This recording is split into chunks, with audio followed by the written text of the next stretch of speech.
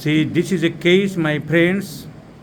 A gentleman aged about 54 years, a right pectoral region is swelling. Right pectoral region is swelling.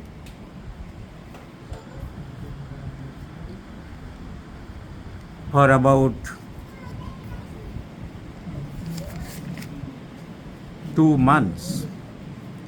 2 মাস ধরে হঠাৎ right pectoral রিজিয়নটা swelling হয়ে গেল।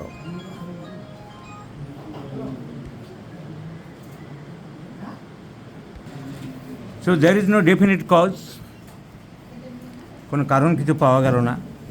এরকম একটা swelling হঠাৎ হলো, কারণ জিজ্ঞাসা করার দরকার।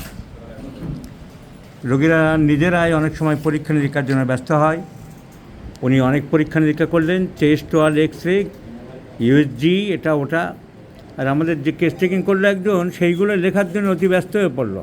কি নাম বলবো নাকি? তো কেস টেকিংয়ের যেটা মেন প্রবলেম হচ্ছে রাইট পেক্টোরাল রিজিয়ন সোয়েলিং 2 মাস ধরে, সেটা লেখা নেই। উনি যে পরীক্ষা নিরীক্ষা করেছেন সেগুলো লেখার জন্য ব্যস্ত হয়ে গেল।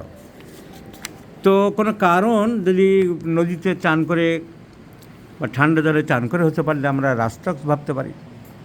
কোনো মলম টলম কোথাও লাগানোর পরে হয়ে থাকলে সালফার ভাবতে পারি। কোনো শরীরে ওখানে আশেপাশে কোনো ইনফেকশান হয়েছে কি না, তার কারণে হচ্ছে কি না, ইথেনেশিয়া ভাবতে পারি। তা সেসব কিছু পেলাম না। তাহলে কীভাবে ওষুধ সিলেকশন করতে হয় সেটা দেখাতে চাইছি। ক্যারেক্টার অফ দ্য পেন, তাহলে নির্দিষ্ট কোনো কারণ আমরা পেলাম না, কিন্তু জ্বালা, উনি বলছেন জ্বালা খুব বেশি আছে, বার্নিং পেন। এখন এই বার্নিং পেন আমরা আর্সেনিক ভাবতে পারি, সালফার ভাবতে পারি। তাহলে আমাদের মডালিটি দরকার। Whether it will relieve by hot application or cold application, তাহলে এগুলো পরীক্ষা করতে হবে। চেম্বারে গরম জল ব্যবস্থা রাখতে হবে একটু। আমরা গরম জলের ব্যবস্থা রাখি।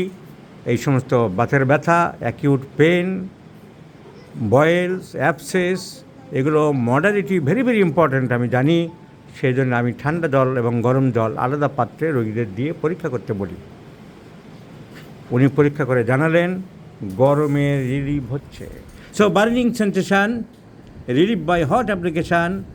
মনে করা যেতে পারে কোনো পয়জন টয়জন কিছু বাগানে টাগানে ঘাসে বা অন্য যে কোনোভাবে কিছু হতে পারে, সেটাও আর্সেনিক কভার করবে।